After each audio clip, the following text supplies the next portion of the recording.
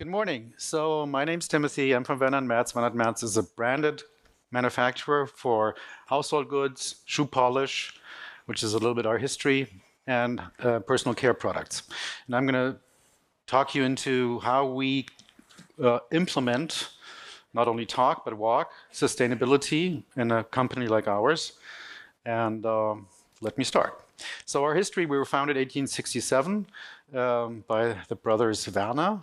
And in 1887, the first member of the family, Schneider, took over the company.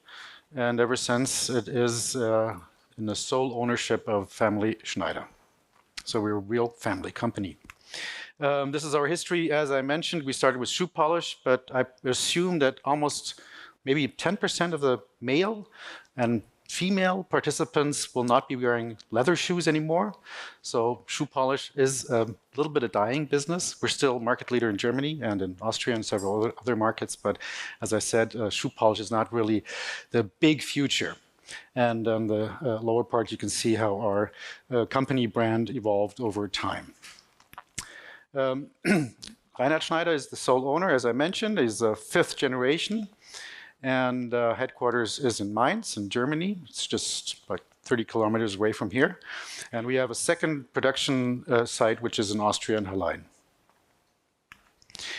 Hallein. We call us world market leader in ecological cleaning because we're the company that implements and actually changes the products in a very holistic way that no other company in the world really does in a comparable way. And I'm going to talk about the packaging and obviously also the ingredients and the formulations of our products, because at the end, the best packaging is nice, but if the product doesn't work then and it's not sustainable, then that's only half of the story. Okay, a little bit facts and figures to see about the dimension of our company. We have 583 million sales in 2023, which shows that within our competitors or the market, we're a small company. We are pretty successful in certain vicinities. For instance, in South Korea, we're market leader for machine wash detergents, which is kind of, it's funny in a way. And we did that and we managed that during Corona. So that was really a known story, but it shows how sometimes certain markets can develop. And the South Koreans were really keen to buy German products that are sustainable. So we are very successful there, which is nice. But basically, we're strong in Europe. We really try to see sustainability holistically, which is, yes, everybody knows, 3 pillars. But again, a lot of talk and hardly any implementation. When you look into we really look deeply into a lot of other companies. I don't want to say all the other companies, but we try to really be a very kind of, in a broad sense, sustainable company and look into every element of the environmental and economic and social elements. And economic, and I always also focus on that. At the end, we can be the best products. We could have the best products. If they don't sell, then we're going to die. So at the end, we also have performance, we have KPIs, and so on. And we have to meet these criteria because our competitors are in the fast-moving consumer goods market, and they're very powerful. They have a lot more power to put money into advertisement and so on. We hardly advertise at all. So we have very limited budget, especially right now during economically challenging times. And so we really have to try to compete in a different way. Our headquarters in Mainz. The building was built and constructed in 2010, I think, or 2011, and it's energy positive from renewable energies. That's it was conception like that. And what I always also like to mention, when you see this building and you walk into it, you really feel the sustainability. It starts at the entrance where you walk through kind of a green entrance. There's green walls. You have a lot of wood, and it's also nice to work there. So the part of sustainability where you look into how the kind of colleagues feel working in that house, it's really nice to be there. So everybody who's been there can understand what I mean. So if that is a part and an element of complete and holistic sustainability, then you should always keep that in mind, that the employees are also part of the sustainability and successful sustainability. And I personally really like being in that building. That's how it looks in real now, and also with partly new constructed production buildings. And so we're growing and happy about that. If you start digging into how we implement sustainability, then if you look into our products, they're liquid, obviously a lot of water inside. So what we do is take the water from not a deep well, we're next to the Rhine, so we take, it's like Rhine water, so it's basically river water, and we treat it. We make a reverse osmosis, so at the end you need less chemical ingredients to keep the formulation stable. But not only that, we use it for heating and cooling in our building. So we take the water and then we use it for heating and cooling in their building. It goes back into our water treatment center, then it gets treated, and then it goes into the place where it gets mixed with the formulation that is required, and then goes into the products.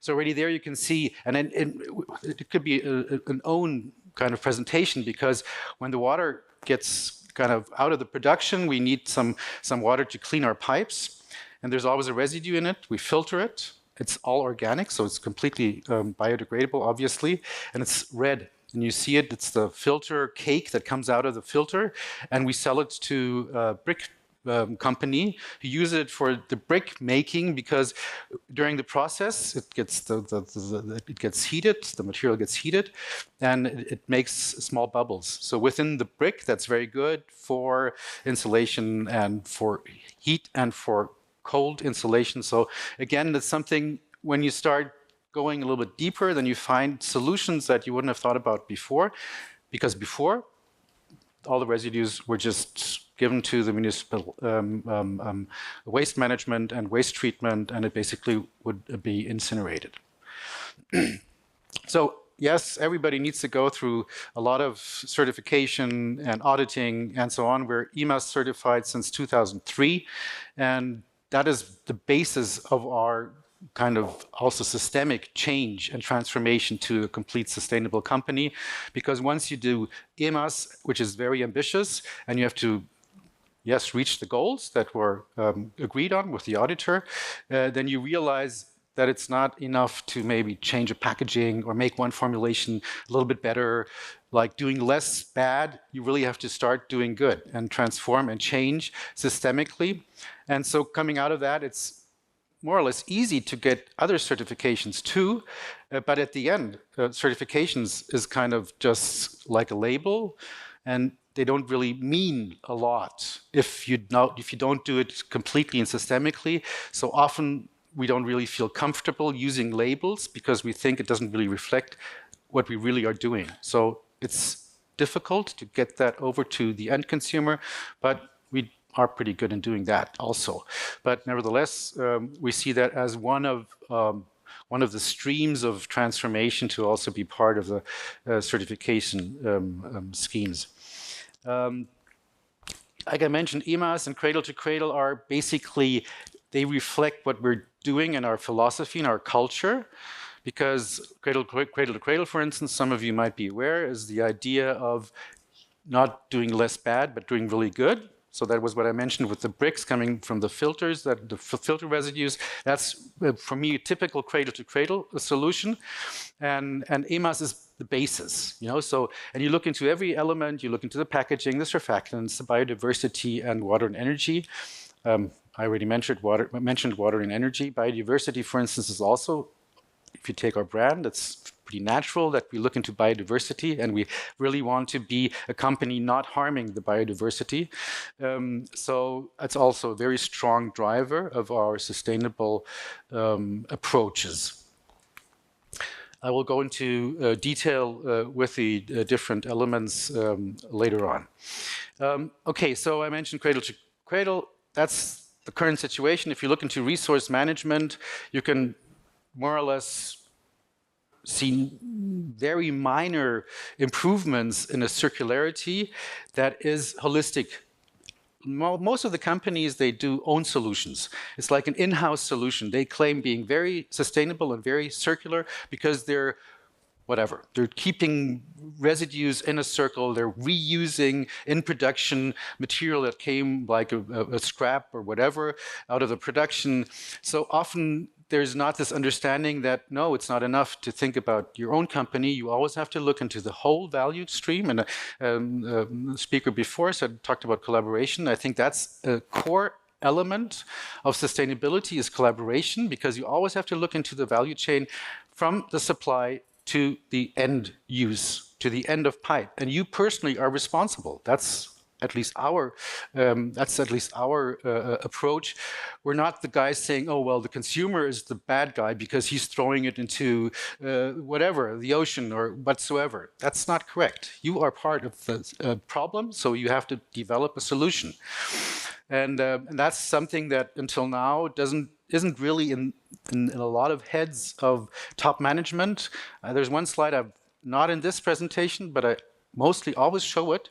Asked in 2022, where the C-level worldwide was asked by Russell Reynolds, what is sustainability? And about 50% said, well, that's marketing and PR. So if 50% of the C-levels see sustainability as marketing and PR, then they don't even have to start. Because that's exactly the opposite. Once you're sustainable, then you can talk. But most of them, they make any kind of a commitment, and at the end, nobody's going to check if that really was fulfilled. So that's fine. They just have a budget for marketing and PR. And that shows that we still have a long way to go. If you talk about sustainability, even if we have conferences on and on and on, and I speak a lot in conferences, mostly you speak in front of people that are already committed. You should much more often speak to people who are not committed. So these 50% C-level, you should put them in this room here and then talk to them and ask them, why aren't you there where you could be and should be? So that's something that is kind of, it's a weak part about kind of this movement of speaking for transformation, because if you see this, and that is reality. I mean, there's a single-digit plastic amount that is recycled in the worldwide. The rest of it is incinerated or goes into the oceans. And it's getting worse and worse. So it's not that you can see, oh, it's getting up and more. No, the limit is the finance.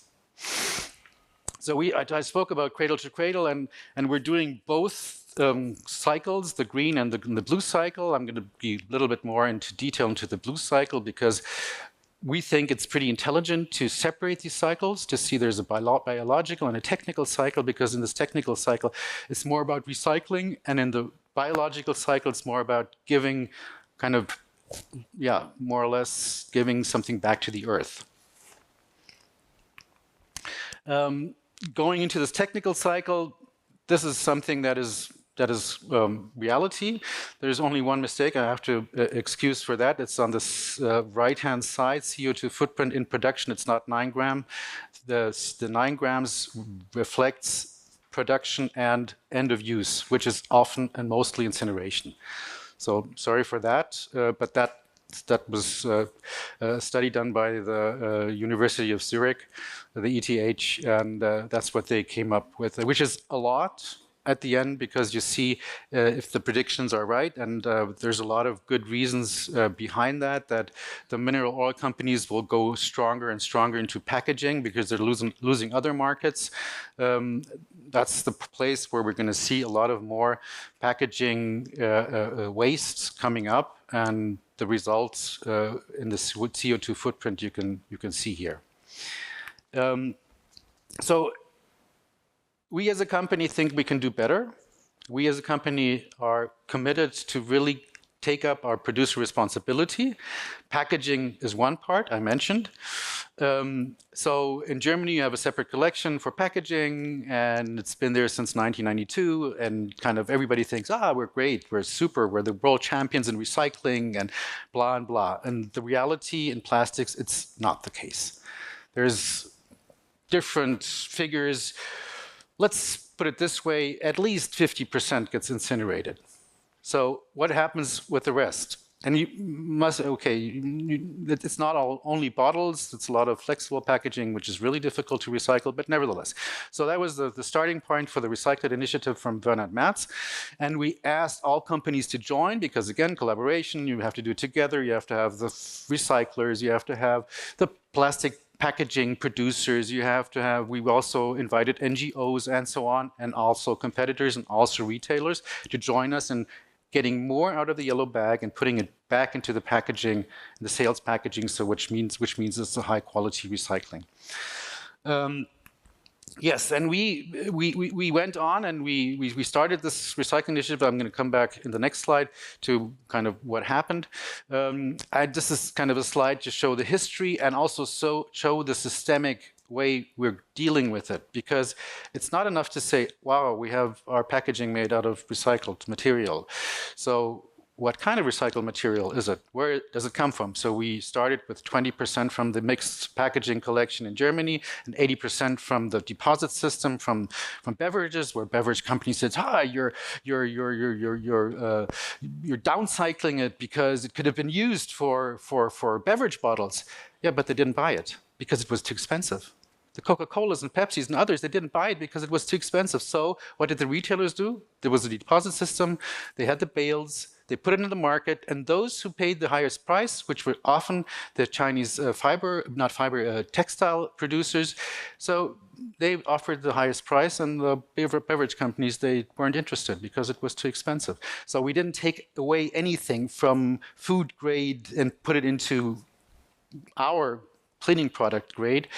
We just went to the market and bought the material. So that was the starting point. And now I'm going to show another slide. We're at 75% from the yellow bag and 25% from the bottle collection. But you can do more. You can change, the caps, the printing, the glues. The flexible packaging, for instance, the stand-up pouch was really revolutionary because until then also we had different materials, so different plastic materials which could not be recycled. So we changed to mono material.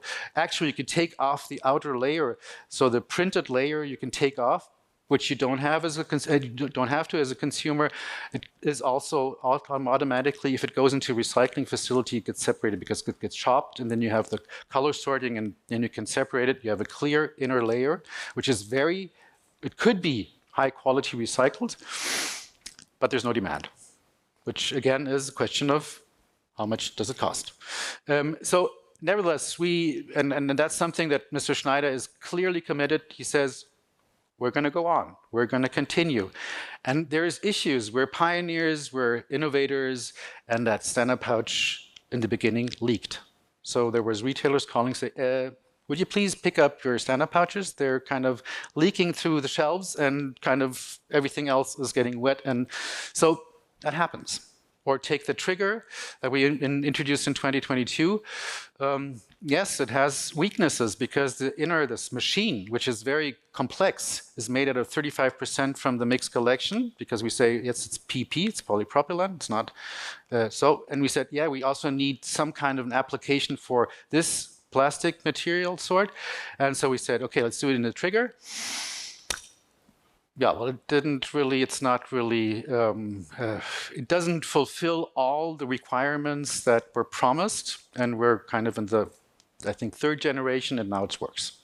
So again, that's something that also has to do with some entrepreneurial risk, because yes, there's consumers that call and say, we're angry because it leaks or it doesn't work or whatever. So maybe you lose some clients, which is also not so good.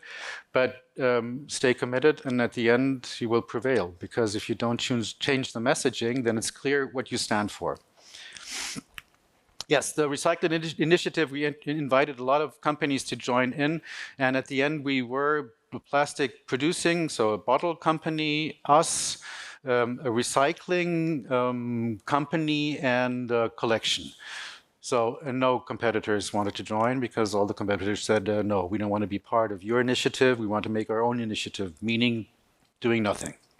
So that was a learning that we try to invite everybody to join, say open innovation, come and use what we developed, and also more or less the knowledge that we developed. We were completely open, but no interest. And again, it breaks down to the cost. Because they knew, we go to the market, we say virgin cost 50 and recycle cost 100, so we buy the material for 50. Just shows we really put it into the shelves. It's a figure from April. I forgot to make the new one. So next year we will have 1 billion bottles sold, made out of 100% recycled content, just to prove that it's possible. Just to show it's possible. It's not just talking, it's also walking and giving an example and showing also the consumer that's what we're doing. That's the evolution I just mentioned, 75% now, and by next year it's still a small secret, but we will probably be at 100% from the yellow bag, which is again a very big step, because everybody knows 10, 20, 50, 60 is still okay. You have 40% of better quality. So if you take 100% from the mixed collection, then you really have to be good in recycling, separating, really taking out the things that, the elements that create problems and that diminish the quality.